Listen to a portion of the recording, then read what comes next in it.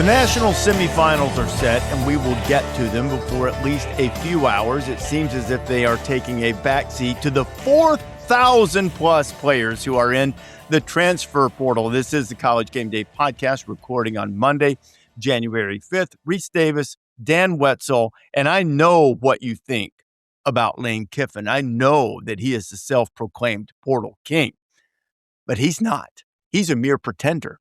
The portal king is Pete Thamel. Portal King has joined the podcast, ladies and gentlemen. Round of applause. Pete, how's it going? How's it going through filtering 4,000 different players with 12,000 offers, antes being upped, lies being told, futures being compromised? What's happening in the portal, Pete? Well, when you're crowned a king, Rece, you think of it as something regal. You got a big crown on your head. You got a robe.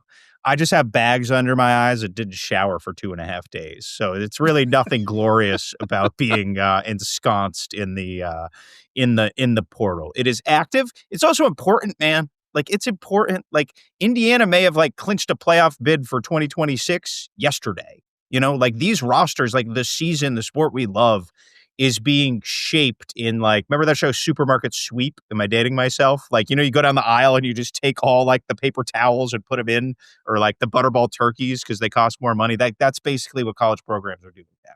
And again, everything the last 5-6 years in college football has been unprecedented, but this portal is actually unprecedented because there used to be 2 portals.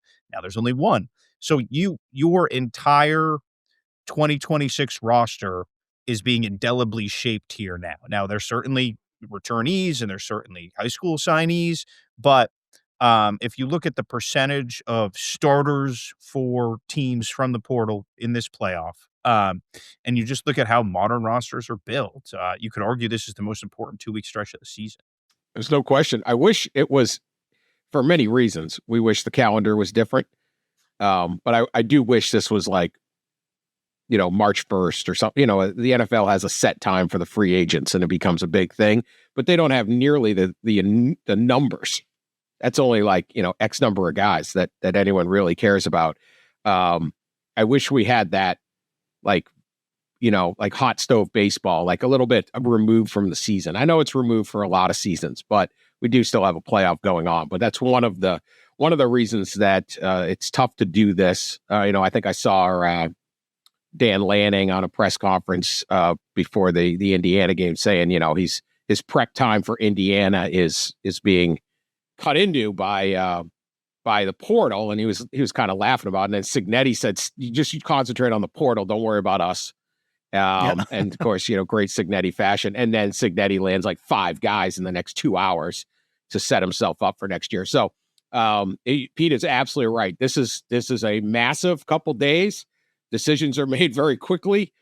There's obviously been a buildup going in. There's a lot of portaling, but it is fast and frenzied and wild. And poor Pete and Max Olson and the others who try to do this, a 4,500 man free agency with hundreds of teams is you're earning your keep. You're earning your keep this week, Pete.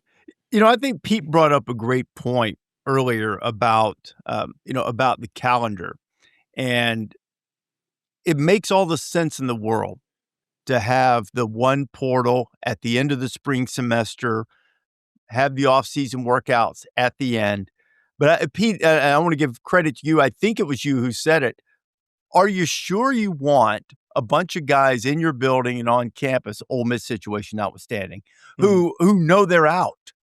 For several months being in the building. So everything you come up with that might seem better on the surface, and maybe it would be overall better to move the calendar and do it at the end. But there are pitfalls to everything you can imagine in the way of doing this. There's no way that's going to make everything just run along as smoothly as it seems to in purely professional sports. These are professional sports, but there are other aspects to it to make it not as purely professional, no collective bargaining, all of that kind of thing. But it would probably be better. But at the same time, it sort of strikes me. I was thinking about this the other day. Fantasy football is so popular, and that's sort of what this is. to fans right now. They can throw up their hands and everything, especially when a guy that they like and they bought his jersey decides he's, leaving to go to their rival school or to another school. But, it's sort of like what people spend a lot of time invested in putting together a roster and rooting for it. It's kind of the same thing in a lot of ways right now. Oh yeah, there's no question. I mean, if you are a hardcore college football fan, and most people listening to our podcast are, right? Like this is your nirvana, right? Like there's nothing better than this domino falls, this guy's going here, this guy's visiting here. Oh no, wait, just kidding. Now he's visiting there. And how it all works. The calendar question is fascinating, less fun. Ultimately, Rece, a lot of smart people have sat around the room and thought about the calendar, and there is no good solution. What did you say last year about the playoff? The least offensive, least objectionable. Least objectionable. That's what you need to do is find the least correct. Objectionable thing. Yes. So there's least objectionable arguments, and here's the thing: if we really want a calendar that works like the NFL, that flows and it's legal tampering period, free agency, we need to tell them to stop going to class. Right? Like that's it. You have to throw the academics out. And there is still the veneer of academics, right? And again, I'm not anti-academics, but if you actually want to run a professional league, you can't have it rooted in college. Like that's the problem. It's really simple. Like this is not complicated. If guys didn't have to go to class, you could enroll whatever you want. But the problem is you have to enroll in school. There's other people going to class. Now, Nick Saban, God bless him, changed when like summer classes were at Alabama to favor round football because Nick Saban could literally move mountains in academic schedules. As for the American education system, there is no one who's ready to move it. And it's complicated. Quarter system. You start January 3rd. Some people don't start. So it's, again, this beautiful mess we all love. And it is still rooted in college. A vast majority of the games are played on college campuses. So until the college leaves college football, it's going to suck. It's going to suck in some way. Like there's just part of it that's going to suck. And we all have to, as Pat Fitzgerald would say, embrace that suck because it's never going to get fixed. Can you tell I'm a little punchy? The college part, he's angry, man. The C was angry that day, my friends. And Pete was... the college part of college football is very pesky. Very pesky. Has been for years, Dan. Has been a problem really for years. I found the college part of college to be very pesky myself. It got in the way of me drinking. And no, look it. We gotta. I do hear these solutions. Sometimes you'll man, like the mentions on social media will just be wild, and people will be like, or there'll be some kind of ill-informed coach out there say, well, what we need to do, and it's like, like classes start on January 5th, coach. You do know that. There are more than what you've got. I got to say this too about Rece and the fantasy football. I would love if we could incorporate this part of fantasy football in here. Can we get the last place coach in each conference to have to do a punishment, like the 24 hours at the Waffle House? But if you eat a waffle, you get like an hour off. Like, and there's like McDonald's. Our old producer Joe, he did a McDonald's one, or what could we get? That would be. Now we're trying to raise revenue here. That would be. Tulsa's got their portal house. I want Waffle House, SEC Waffle House, 24 hours at the Waffle House, last place. Get yourself in there. Get your way out. Sam Pittman would have crushed that. It's too bad. He would have come in last and really crushed it. Yeah, he'd eaten all the waffles. Been like, dude, hour and a half. I'm out. I'll make a couple phone calls, do the Sunday crossword, and I'm done. One thing about the calendar. Now, the calendar is a mess, but there is one thing, and I can't help but I cannot avoid it, that they never will discuss doing that would help the calendar, and that is not let their playoff schedule be beholden to the bowl games. Because if we were playing games like Dan Lanning suggests, where you just sit there and play back-to-back weekends on campus, the first round, the second round, the quarterfinals, now we only have 4 teams playing on New Year's Day, and then there's only 2 going. It cuts down on how many teams have this crunch. But the one thing they will do everything.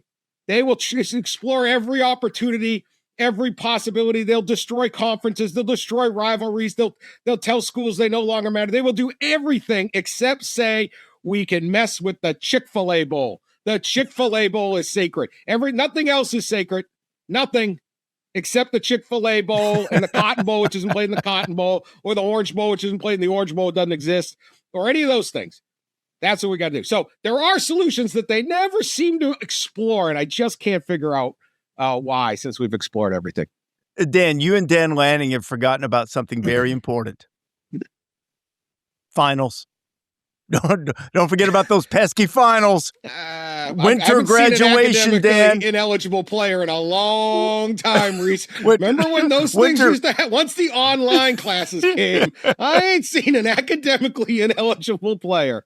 Winter graduation ceremonies, Dan. Yeah, I know. Have you forgotten about these two? That is tough. That is tough. That's what's doing it. Anyway, pesky bastions of academia. These kids wanted to graduate, and their parents wanted to come see it and take in the hotel rooms. Totally not fair. I get it. The portal, man. That's why fun. you don't donate, Dan, right? You know, Rece, Dan doesn't donate to his alma mater. He finds it intellectually offensive. This is a fallacy. I drank UMass NIL beer last weekend, and at least like 35 cents went to the football program or the hockey program or something. So I could have drank more. That's how you get it done. I shouldn't even do this. Pete's heard me do this bit before. It's I'm a big fan of the comedian John Mulaney. Mulaney has a bit about that, where he said, people call and they say, "Hello, John, this is college. Give us your money." and then he says something to the effect of, "I thought our arrangement was complete. I went to your place for 4 years. You pretended to educate me. I pretended to go to class, and I thought the arrangement was done. But now they want the money." So, but the NIL beer, that's a step in the right direction. Do you throw extra money to the electric company? Like I lived in a really fun house when I was in college. We had a bunch of roommates. We had a great time. Do I send that landlord money? Just say, you know what? Thanks for that experience when I lived in that apartment, that house we had. Here's an extra $1,000 to help. So some new kids can live in that. No, nothing for the school. Nothing. So, hey, Pete, you mentioned earlier something in passing.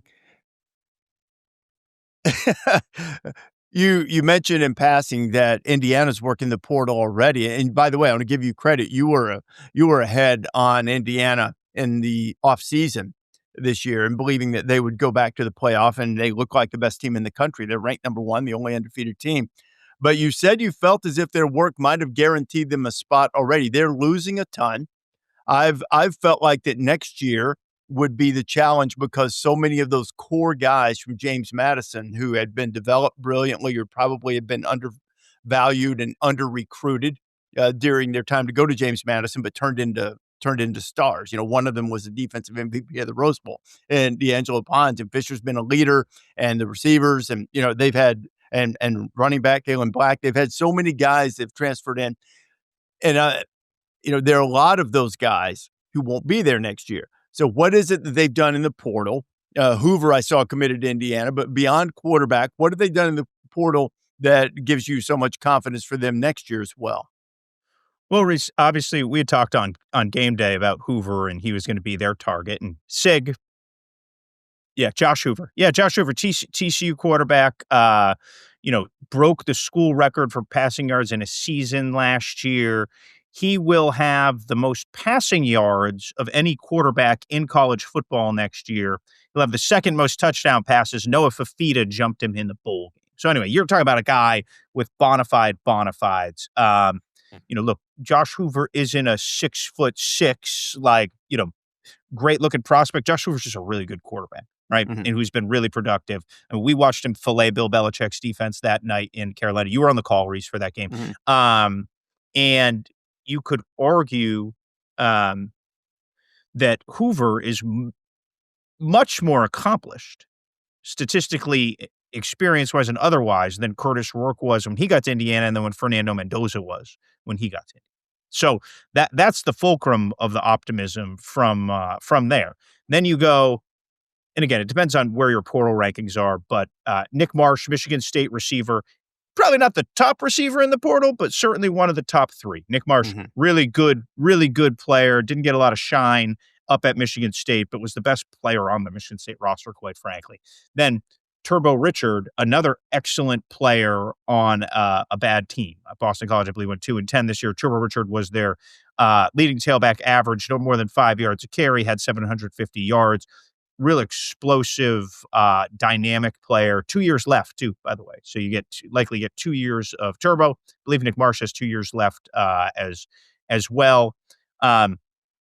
So those would be the fulcrums. And then you have Joshua Burnham, defensive end from Notre Dame. They've done well plucking Notre Dame guys there.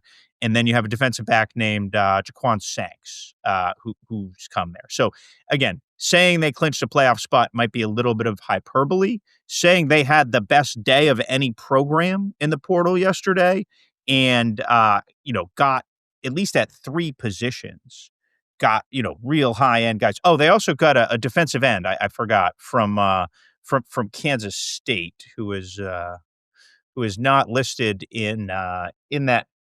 Yeah, I did post it. Toby Usinsomni, 8.5 sacks, 12.5 tackles for loss at Kansas State. So again, another experienced edge rusher, like draftable type guy, like a guy who can come in and take some snaps for them on the edge and walk right in and be a high-end Big Ten player. So you got an edge, a receiver, a tailback, a high-end quarterback, and then another defensive lineman. Like that's a pretty good day for Old Shake. And forgive me, I'm sure I'm forgetting, someone. And I'm it's sure fast and furious, but those are they're going to have to do some work on the offensive line too. I would imagine. I mean, lines of scrimmage. Yes. I mean, they've got a pass rusher, but particularly on the offensive line, a lot of veteran guys up there. But what they really need to do, and I was going to make this, and I just double checked to make sure he'd gone into the portal. They've got Turbo. Don't they need Nitro also? Because Nitro Tuggle went in. What if you had Purdue. Turbo and you had Turbo and Nitro in the same offense? Unbeatable. Yeah. Think Sig would take a Purdue guy? I think that would offend him. I don't think it would offend him in the least if he thought he could play and if he thought that he was good enough. I don't think it matters anymore. No, Nick Marsh is a great player. Nick Marsh is going to be a big name next season. With a competent situation around him. And what I found that interesting was just how quickly you can reboot the brand identity of your program, right? Like it's 2 years later and Indiana now, you hear Indiana gets, a top QB, a top wide receiver, and everyone just nods and says, yeah, that makes sense, right? Mm-hmm. It's that quick that all of a sudden everyone's trying to get to Indiana. And these kids aren't waiting. They're signing, day or two into this thing, and they're gone. And it's how quickly Cignetti has just got the hottest program going in the country, maybe right now. They're coming from all over, right? Coming from Texas, coming from inside the Big Ten and Boston and Kansas and all over the place. They're just coming to Indiana. That's just amazing how quickly they changed the belief of people in that program. And I think the one thing about having your leader have the force of personality that Curt Cignetti does is that with success come challenges of whether it's complacency or expectation that they did not have 2 years ago, and people thinking they're going to step in to that program and be able to do it the way they did it and still have success. You're going to do it Cignetti's way, or you're not going to be part of it.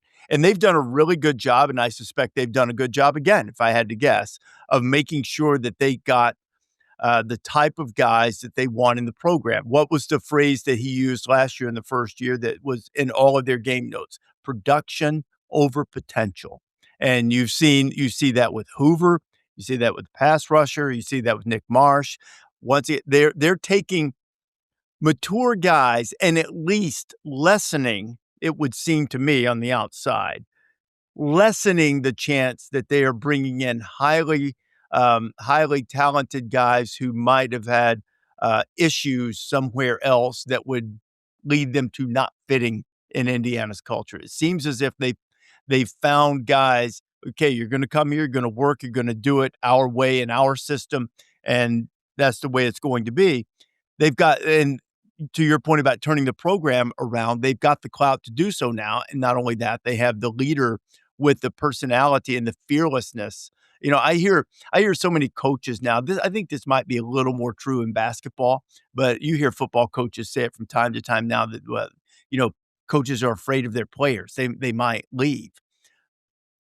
I don't get the impression that bothers Cignetti much. He's going to do it the way that has been successful for him, the way he sees fit. And if you don't like it, you'll be the one to leave, not him. And he's okay with that. He'll find someone else. So he seems to have done a good job.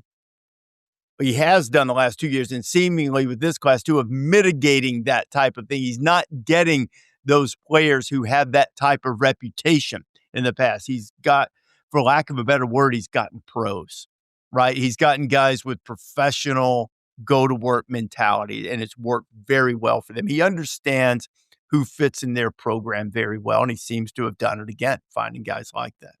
When you look at Indiana reloading here, I think the other big story from over the weekend was Texas Tech. Again, not surprising, right? We have this like new era revolution we're in the middle of right now, and Texas Tech goes out and it beats out LSU for Brendan Sorsby. And we're talking to Brendan yesterday and talking to some others. Like some of it was just like he was blown away by the facility at Texas Tech. Rece, you and I walked through that thing. It's amazing. I mean, it's a spaceship, right? Yeah. Like it's a spaceship. And there's, again, this is not the if you build it, they will come era, but it helps, right? When you're in a high-end battle and you're like, hey, this is where you're going to go and live, and it's a discernible notch above what's at LSU. And he was just blown away. And I also think, too, for some of these transfer quarterbacks, like the notion of playing a 9-game SEC schedule or going and playing in the Big 12 with a super team, well, where do you think you're going to put up more numbers? Where do you think you're less, exposure to injury? Like, Brendan Sorsby's really good. He can run. He's one of the best dual threats quarterbacks in the country.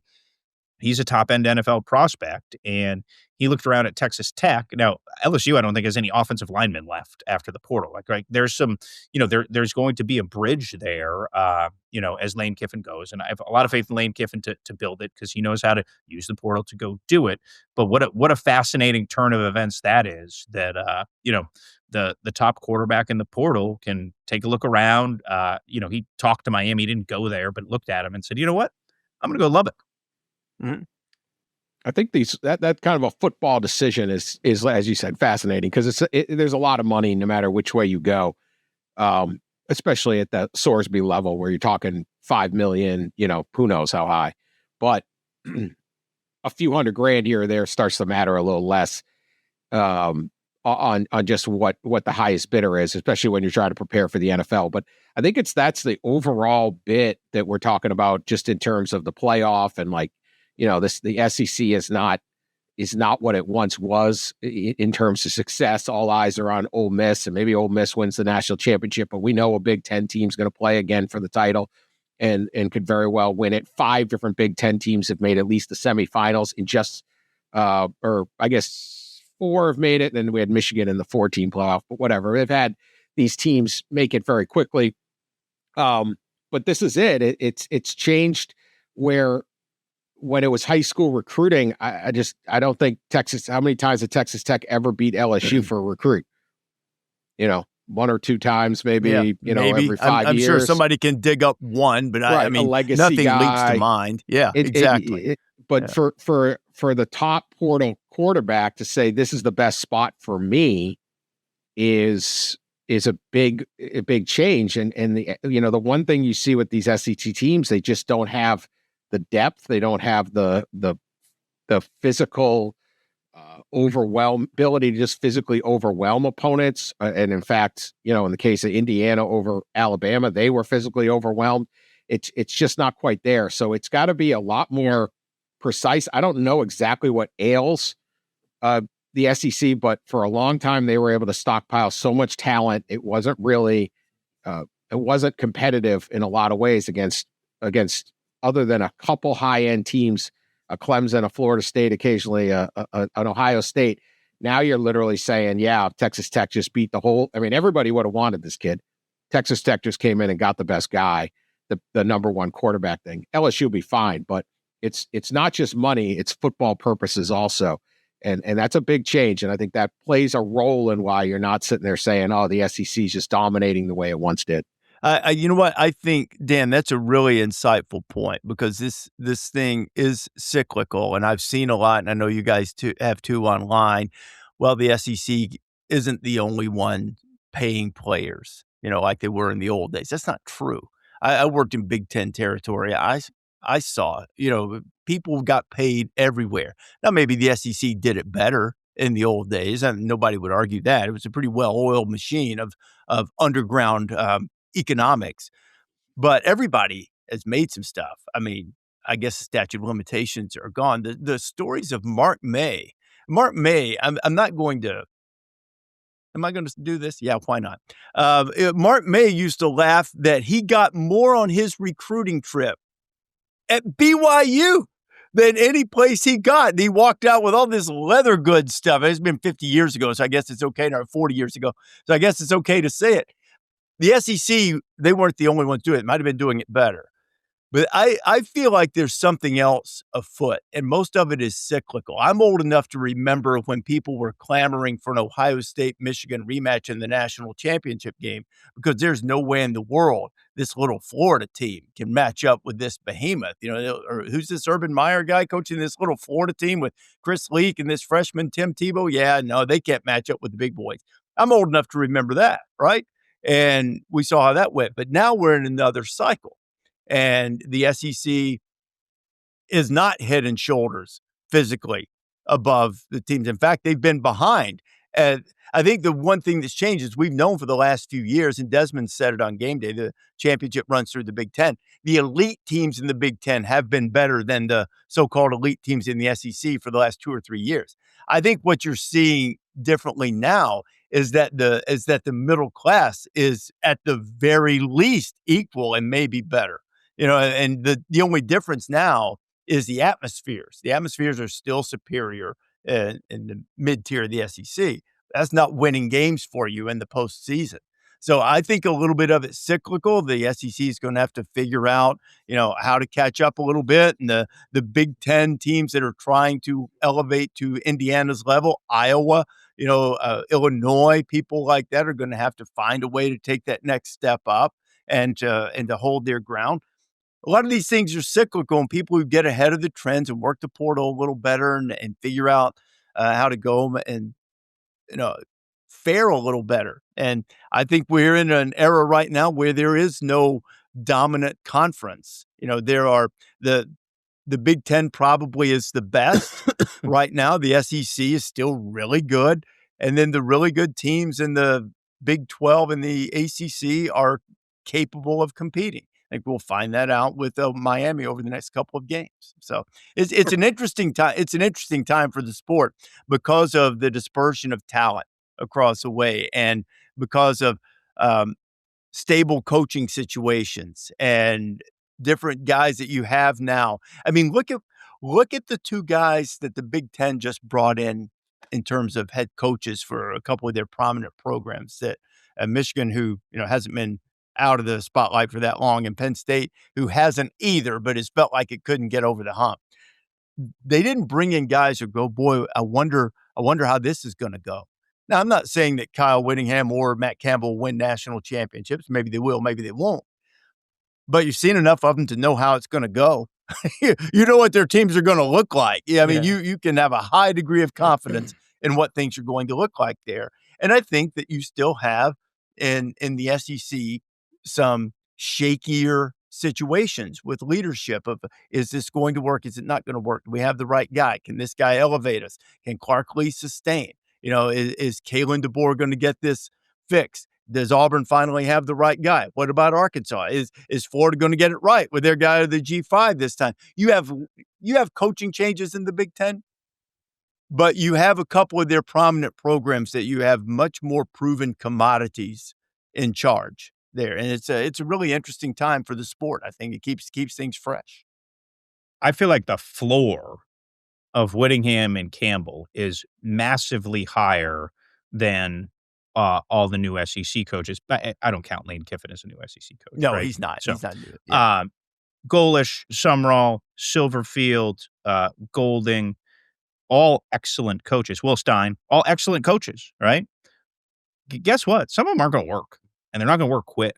And there's a lot of variables that lead to that. I do think at a place like Kentucky, which had been behind on football NIL, they realized, they had to pay a $38 million tax to Mark Stoops to realize not only do we need to pay a good coach, but we also need to get our NIL money up right to compete in this league. Because you're Kentucky, you blinked and you got passed by Missouri, right?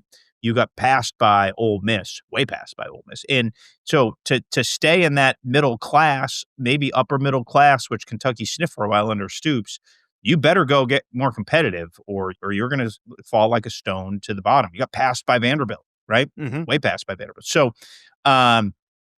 these are very good coaches, some of whom have experience. Silverfield, that group probably has the most, and it did a really good job at Memphis for a long time. Summerall did an excellent job at 2 different spots.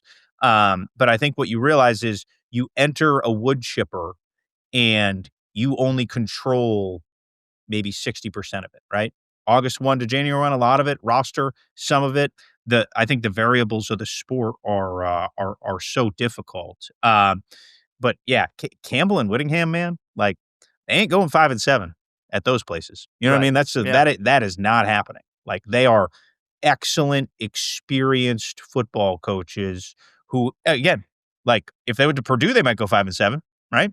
But in the places where they have landed, so I think that's a huge flex for the Big Ten. Which look like you can't argue with the results at this point with the Big Ten. The SEC is potentially going to be in the title game, or I'm sorry, the SEC is potentially not going to play for the national title for the 3rd straight year.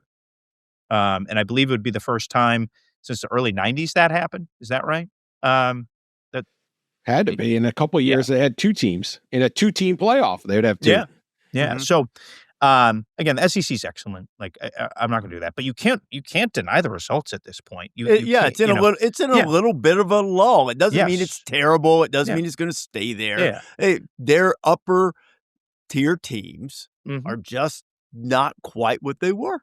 Yes. It happens. It's ball. Yeah. It's sports. I think they have more teams that can hit that peak. That's what I've always thought. They have about 8 programs really trying to win a national title. And I don't know that's never been true in the Big Ten. I still don't know if they have 8. But you can go pretty deep, maybe even more than 8 at the SEC. So there's more teams that can hit that peak. But I think, I know bowl games people are, did they try? Is there opt-outs? But Illinois over Tennessee and Iowa over Vanderbilt were both really good, moments for the middle of the Big Ten saying, hey, a lot of hype on Vanderbilt, but we beat, we're Illinois, we beat them. Like maybe give us a little bit more bit. I want to ask you guys this though. To me, I understand why this is the case, but I guess I want to hear what you guys think. To me, the sport is more interesting. Anybody can step up and be really good. You have this free derby of players going all over the place. Once it settles down in a couple weeks, you know who your rosters are going to be. And it's just fascinating. We talk about Indiana here or Miami here, or, Georgia can't stockpile 100, 5 stars and all this stuff. Yet the portal and the transfer portal is, in my opinion, extremely unpopular. I mean, it is cursed. We got to fix it. We need Congress. We need Nick Saban to wave a magic wand. People just complaining. It's ruining college football. Why do you think that a sport that was always so impossible for teams to compete in, something comes along and makes more teams able to have great success, is so unpopular? That's a great philosophical question. I get it if you're Georgia. I get it if you're Alabama fan. You're like, this stinks. Indiana's got better guys than us now. But if you're Indiana, you never stood a chance. All these schools, so many fans of so many schools never stood a realistic chance. Now they have it. And yet this thing is unpopular. I love it. Like, I mean, here's the thing. Like, covering one of these just like dynasty death marches is a challenge, right? This, man, like I don't even know who to write about in Indiana. There's so many great stories, right? You walk around the Indiana Media Day out in LA at the Rose Bowl, and you're just like, oh yeah, this like there are just Roman Hemby rolls in and he's playing great. Omar Cooper like you could just keep going and going and going with it. Sig is an unbelievable story, right? mystique. We just know what we see on film.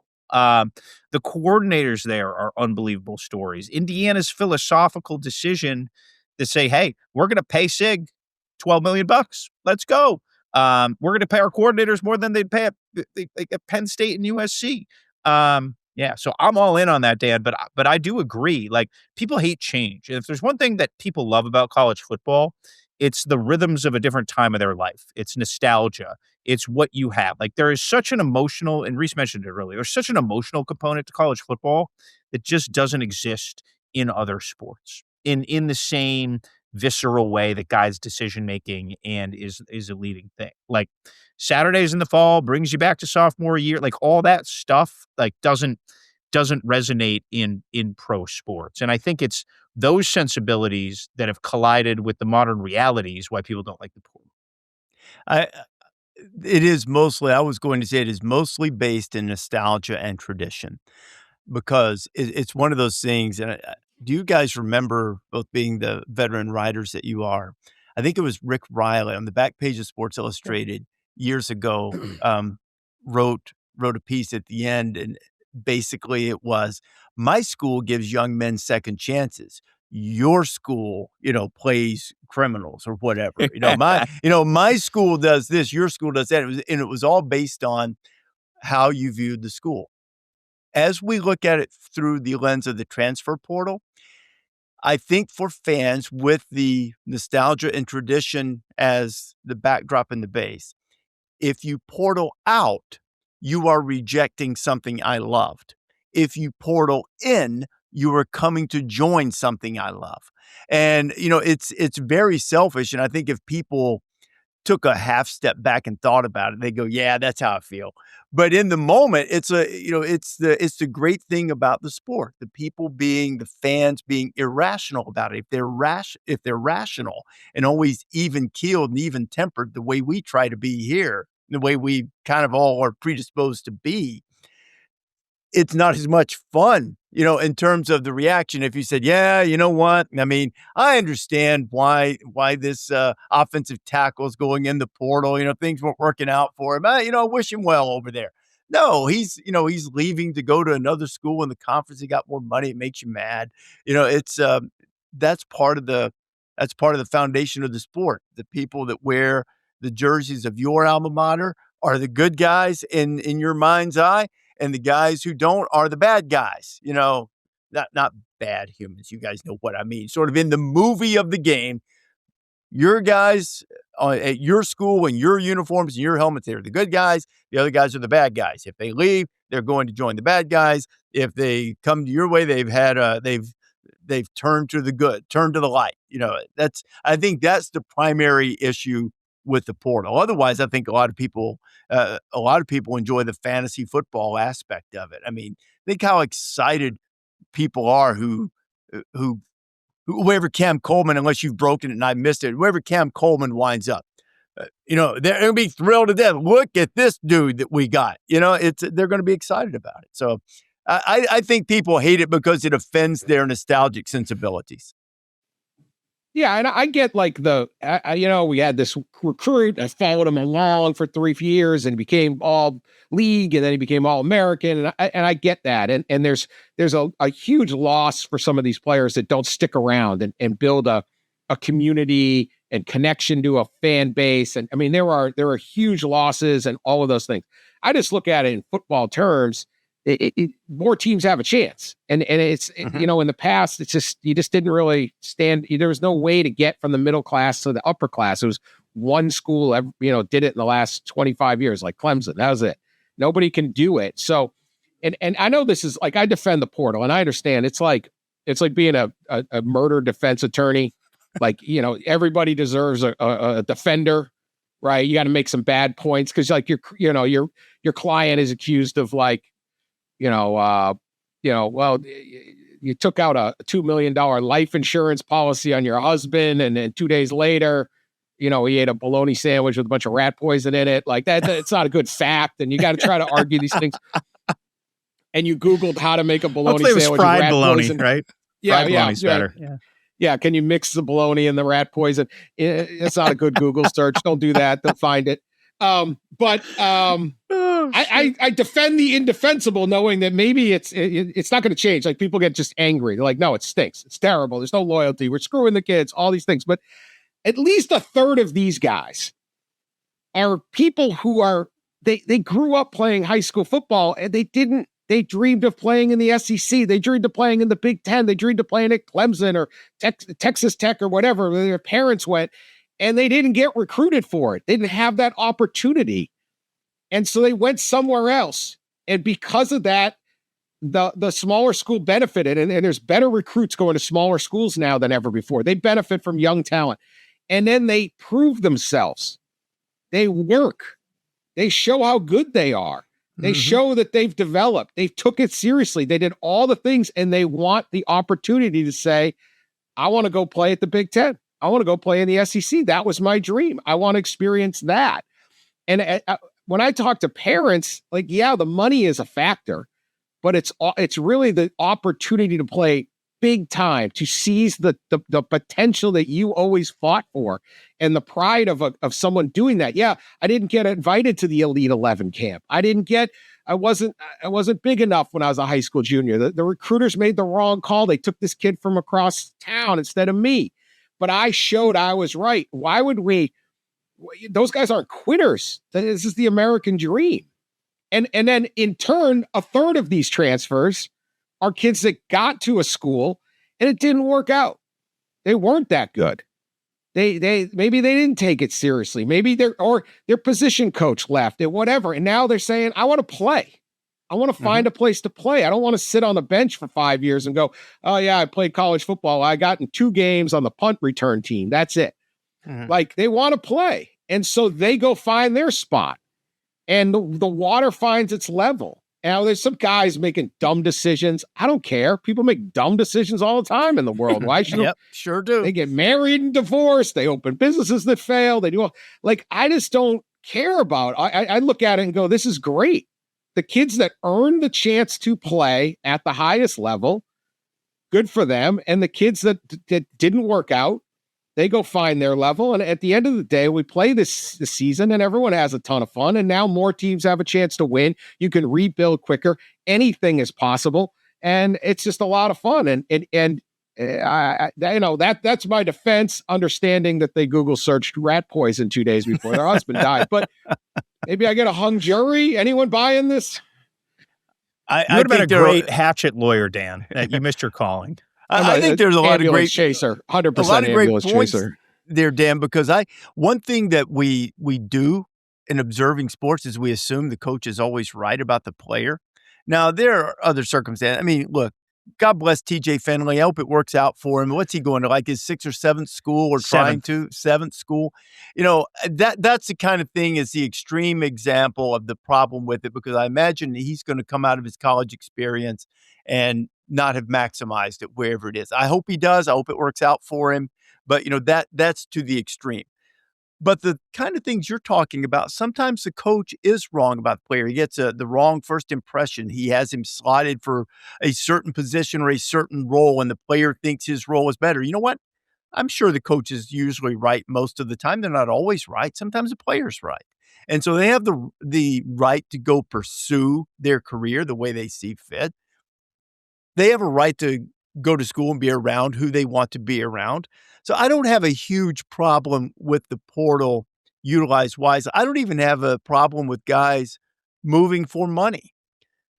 I do think that some type of, I don't want to use the term, but some type of framework, some type of stipulation, and maybe it's as simple as enforceable contracts. You want to sign a 3-year contract with UMass? We got a 3-year contract. You're going to sign a 1-year contract because you think you're going to do better? You sign a 1-year contract. Provisions within the multi-year contract say, if coach decides you're not good enough, here's what he owes you. If you decide you're better than this, here's what you owe to get out. And it's cut and dried, and everybody's upfront about it, and that's the way it is. Would that stop tampering? Of course not. There'll be plenty of people going in there saying, you're better. Here, we'll pay this buyout. Go ahead. But I do think it's more honest, to do it that way, to have the contract. Everybody's put it out. And if you sign the 2-year deal and the school says, I hear you. You are better. You may be worth more. You're probably leaving anyway next year, and we're holding you to it. Or the player goes, sorry, you didn't believe in me. You signed me for 1 year, and now they believe in me, and I'm going over here. That's probably the only answer to it. I'm kind of with you, Dan. There are problems with it for sure. There's also an upside to it. I mean, the idea of these guys, particularly the guys who might win the national championship in Indiana, who started James Madison or many other places. Heck, even the offensive MVP of the Rose Bowl, Pat Coogan, who started the national championship game for Notre Dame last year, but as I understand, wasn't necessarily certain he was going to start at Notre Dame this year. As it turns out, with the injuries, he would have. But it's worked out really well, for him to go and be the centerpiece of the Indiana offensive line. And he said on the stage the other night, it's been the greatest year of his life. I'm sure his years at Notre Dame were awesome. And he had great experience last year. He's a terrific player. And how cool was that, Rece? Let me tell you, how cool was that to give the trophy to Pat Coogan or to announce that? Because I was shocked. Well, I even went to the Rose Bowl people and I said, now, are we certain about this? Because this sets me up to be, not that he didn't deserve it, but I was like, Fernando Mendoza threw more touchdown passes than incompletions.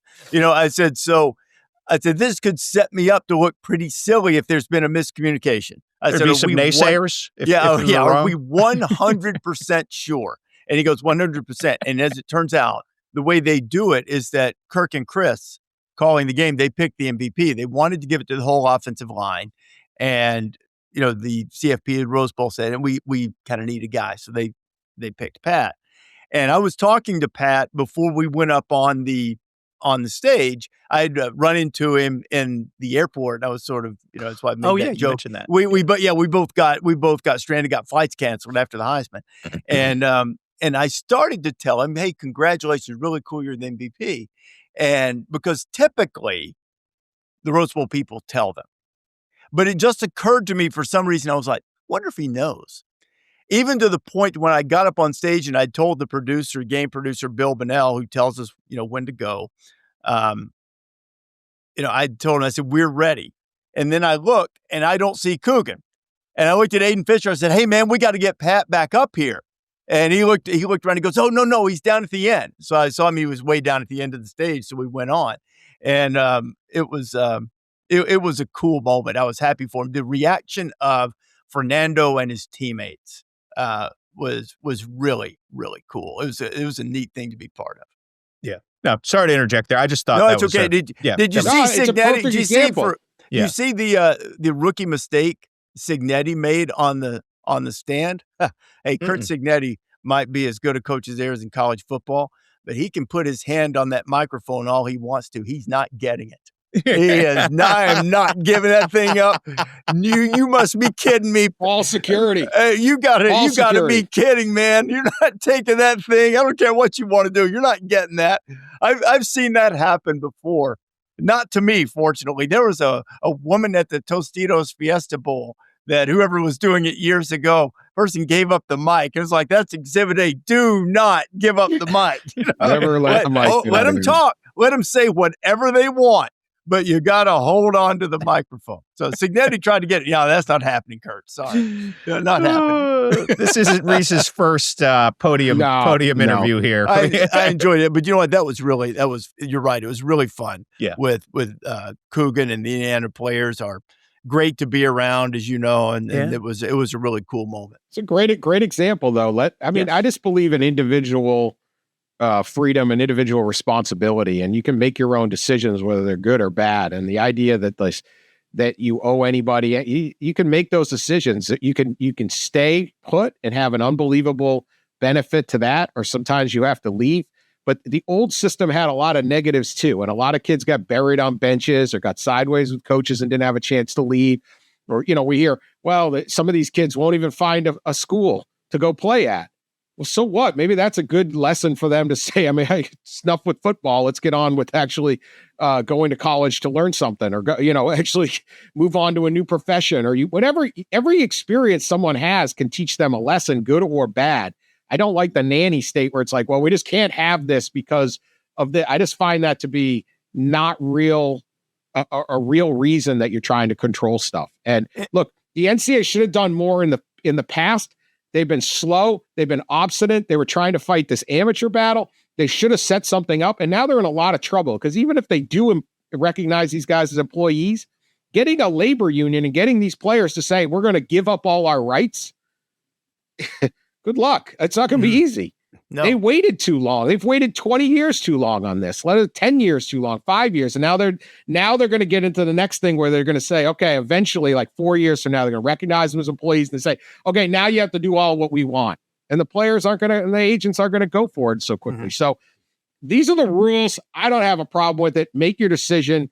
Be yourself. You decide what you do. There's good paths and bad paths.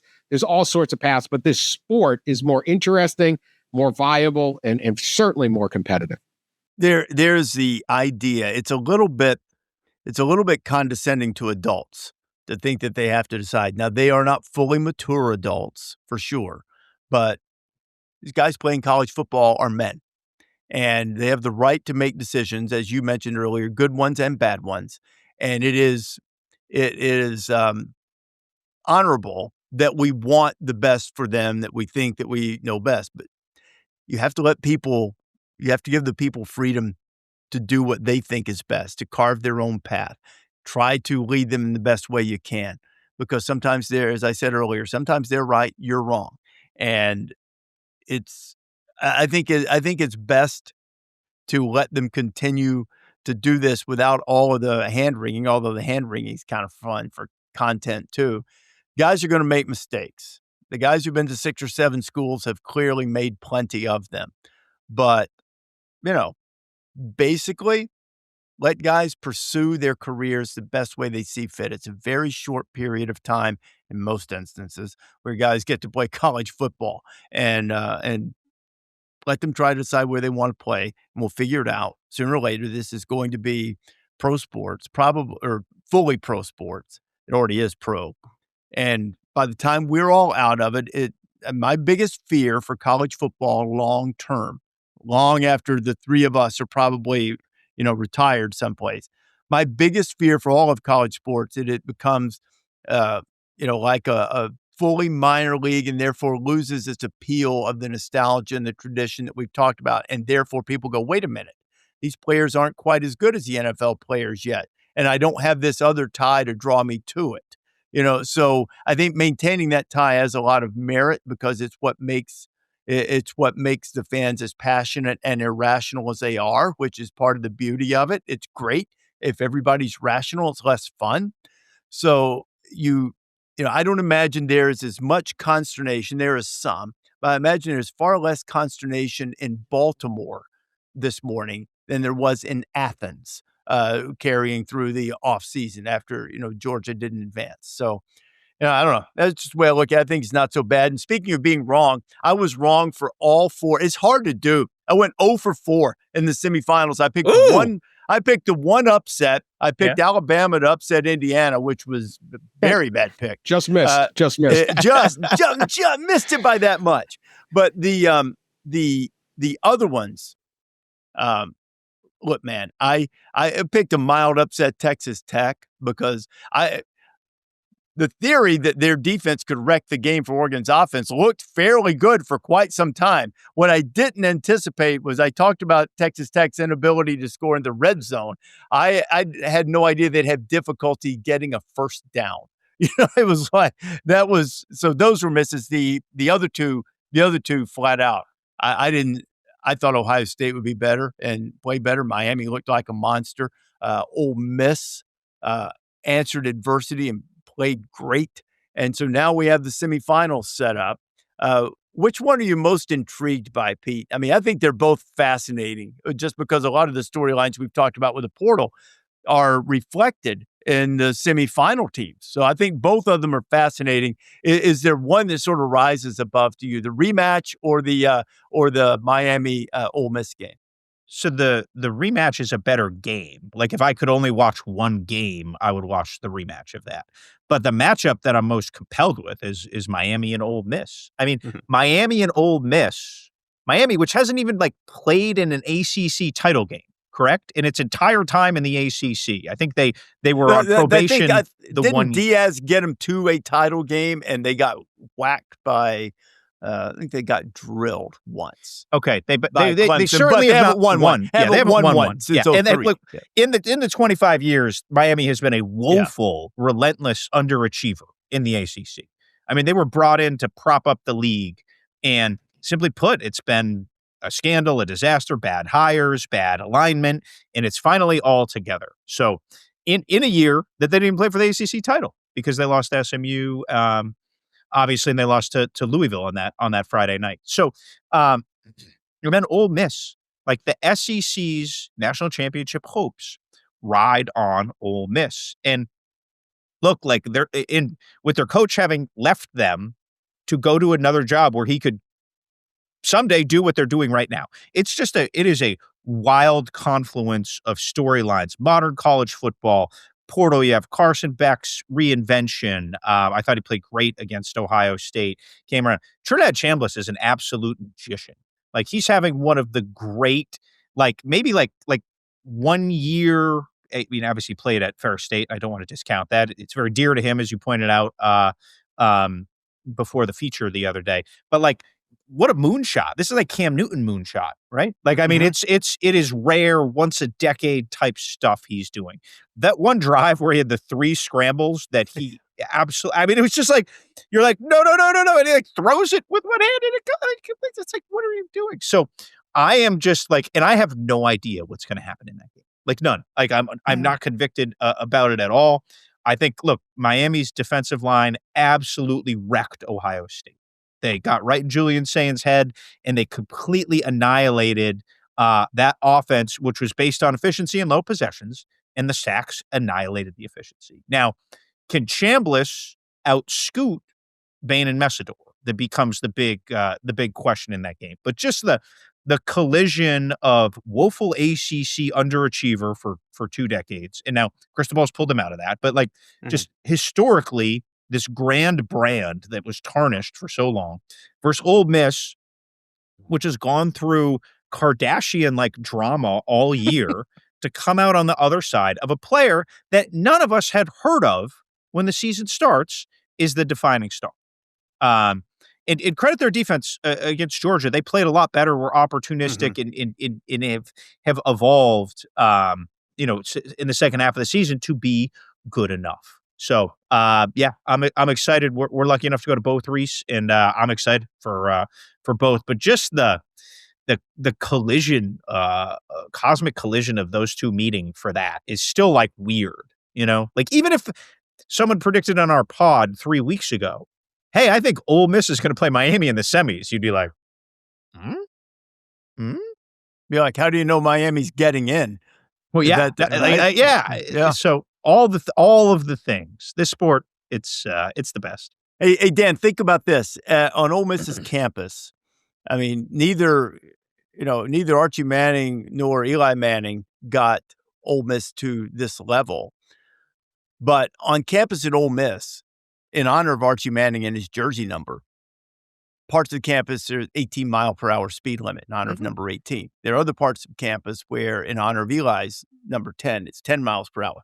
I think maybe at this point, there are going to be places on campus where the speed limit will be 6 miles per hour, and you have to get out of your car and push, to stay within the speed limit in honor of Trinidad Chambliss. I mean, we said Lane Kiffin didn't want the statue. Apparently, Trinidad does. If they may build a statue to him, name something after him if they pull off a couple more wins here, even if they beat Miami and get to the national championship game. You can get down in the square like Faulkner. I'll tell you what, one thing I know about Mississippi, they know how to do speed traps. So there's a couple of duly sworn out there that would love a nice 6 mile an hour speed limit. I think I've been caught in a couple of those through the years, as a lot of other people have. A nice 6 mile an hour. I'm only going 15, officer. Well. It's almost 3 times the speed limit. Damn. It was idling. It was literally idling. 6. That's going to be tough. Maybe just build him a statue down at the square. Undoubtedly, Trinidad Chambliss is one of the most exciting games. I think one of the beauties of a multi-week, multi-game playoff is that what we didn't have in college football for a long time was a lot of the general public would tune in on January 1st and watch a bowl game, and then they wouldn't see the guy again, right? The season would be over. Like, I wonder how many people watched that game that didn't follow a lot of Ole Miss football, didn't have a ton of major games across the season. They did for us and people listening to this, but it wasn't, they weren't playing an Ohio State, Michigan game or an SEC championship game. And now they're like, oh yeah, I got to watch this Trinidad Chambliss guy. And, I get to watch a guy progress the way you do in other sports when a young talent comes along in a playoff system and you're like, oh, I can't wait for the next round. We'll see him again. This game is going to be fascinating. Obviously, the Miami defense against Trinidad Chambliss is the big thing. Can they slow him down? I will say this. They did a really good job on Marcel Reed, who is very elusive. They did a good job on DJ Lagway. They did a good job. CJ Bailey at NC State is pretty mobile. Great play. None of those guys are Trinidad Chambliss, but that matchup, is going to be obviously the big thing. So many, again, NFL talent, exciting play. This could be a great game.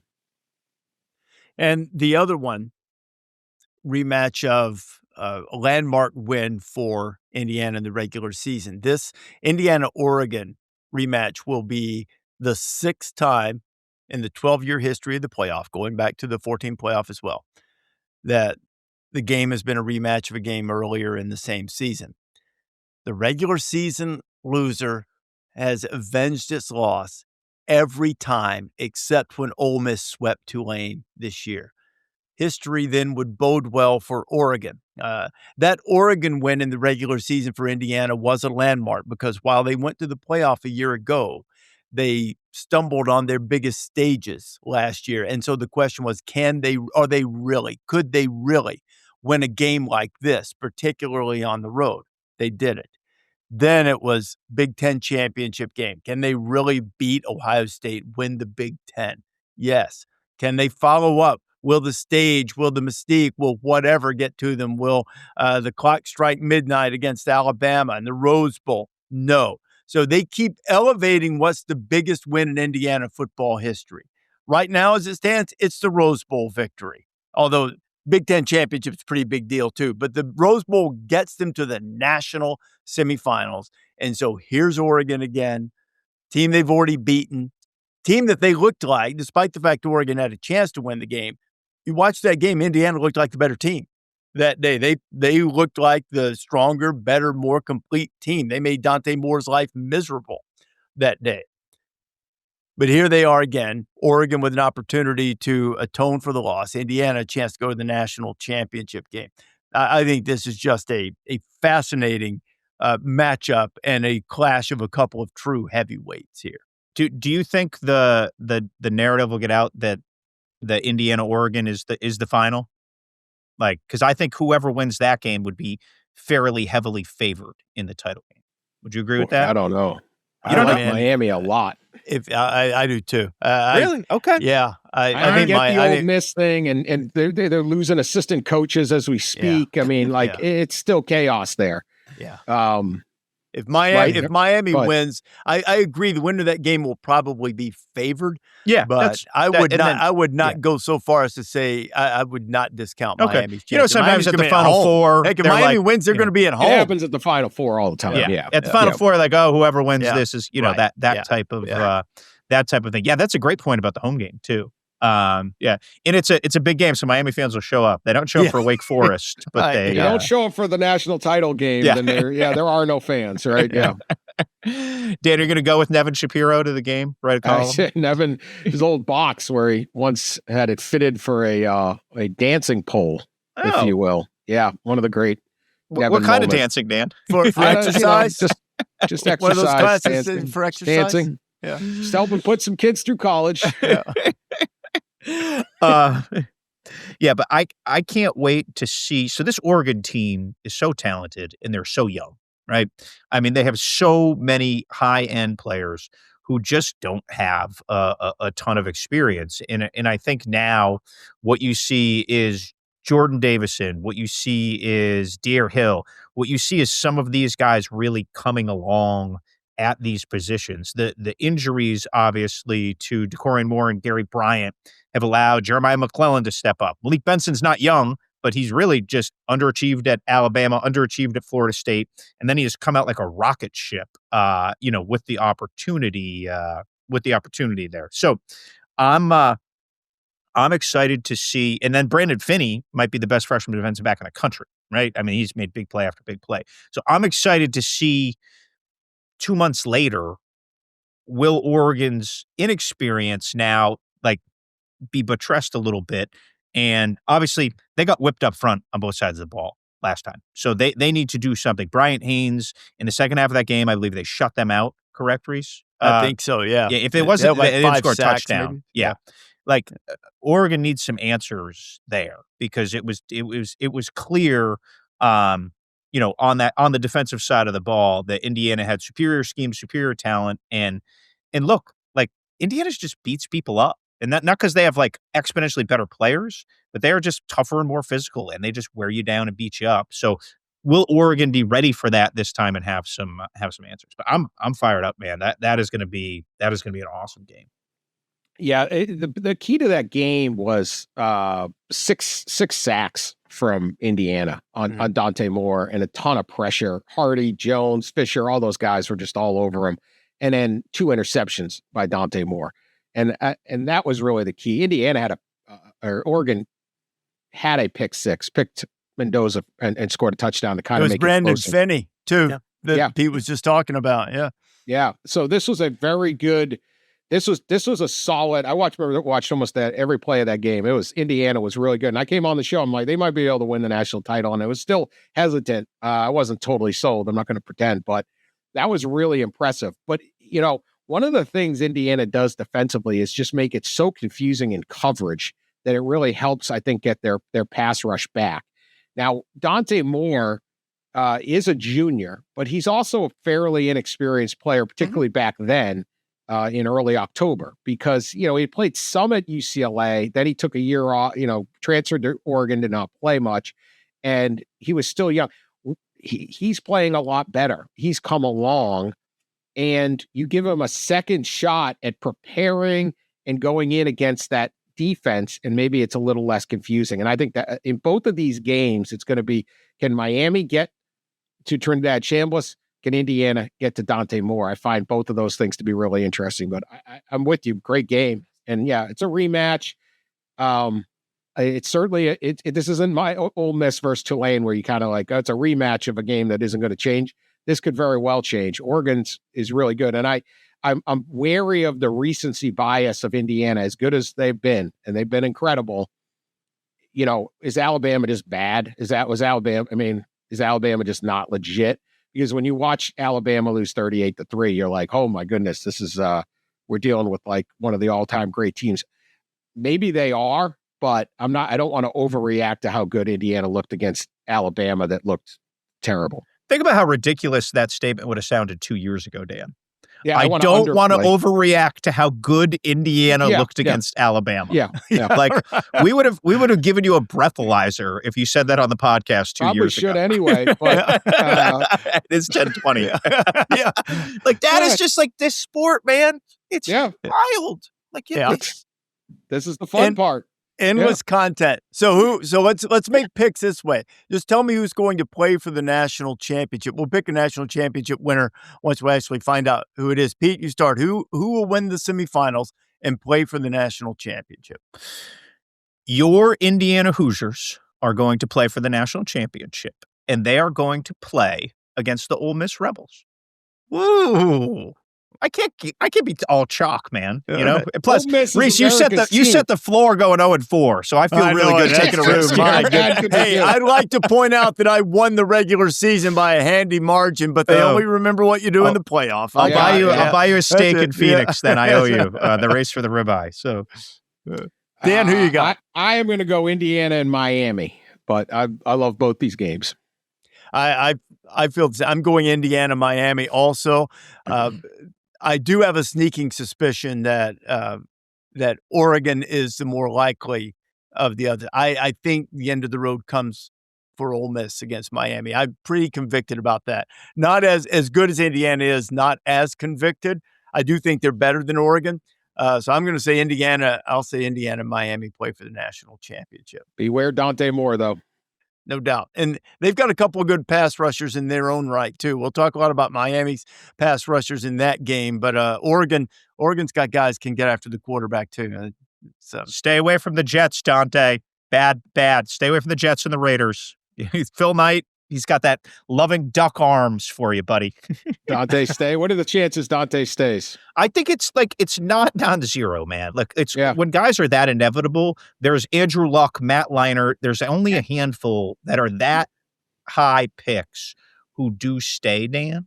But boy, and they weren't getting $5 million either. Correct. No. And that's very real.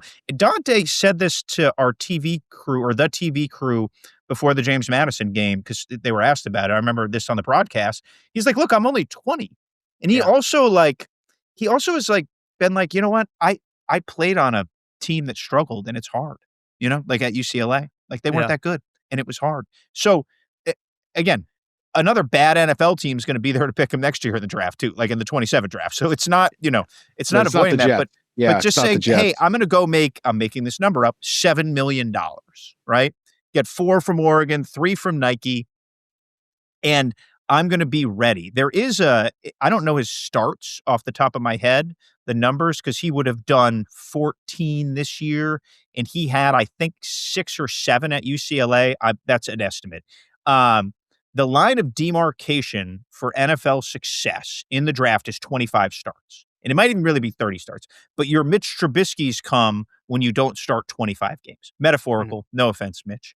But your one-year wonders, the NFL is really skeptical of. Now, they're not going to be skeptical of Dante Moore. He's one of the 2 best quarterbacks in this class. He would go 1 or 2. But, is that decision to come now because of the guaranteed money the best decision to get you a second contract? And that's what Moore is pondering now. In October, Dante Moore was coming back. Like you talk to people at Oregon, he's coming back. He's back. Scouts go through the building. Hey, man, Dante's coming back.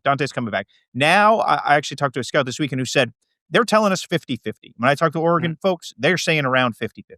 So we will see big moves coming for Dante. But they haven't jumped in the portal to grab anybody, right? They have not done that yet, but they have been they're working. Not. Yeah, they're working. They're not sitting on their hands. They know. Little safety net just in case. Huh? Well, you know what they're looking for, Dan? They're looking for another Dante Moore. Who wouldn't mind coming to sit for a year, maybe too. You know what I mean? Because that worked pretty well. Yeah, Let me say, Dante's from Detroit. He played at King High School, and he's a really, really, really good kid with a great family and a great support system around him, and at that high school. And he's a very purposeful. I don't know him well, but I know him a little bit, and he's very purposeful. And 2 things: he went to UCLA to play for Chip Kelly because it was an NFL coach and quarterbacking and all that. And then he was willing to sit for a year at Oregon before getting his chance. And not a lot of guys who, you're a 5-star player, and the first year goes badly, and you didn't just take the easy road. You went and tried to rebuild UCLA. And then you say, hey, I need time to develop. That, that's one of those decisions, we talk about it with Arch Manning, right? Okay, they're patient. Dante Moore is very much in that thing, and he's got a family. So I would not be surprised if he comes back, if he goes, whatever. Let's just say this. I'd like to have, someone will say this, he made a bad choice. There's no bad choices on this deal. We'd all like to be Dante Moore right now, but he's a very purposeful guy and a purposeful family. They don't do things just for the sake of doing them. So I would not be surprised if he came back at all. Be good for college football if he did. It's great games this week, great semifinals. College Game Day will be both places, both at the Fiesta and the Peach. First for Miami and Ole Miss, and then the rematch, Indiana and Oregon. Hope you'll check it out then. Thanks for listening to the College Game Day podcast. Download this wherever you prefer to get your podcasts, or subscribe and never miss a single episode. And as Dan reminded you, kids, transfer portal as defenders.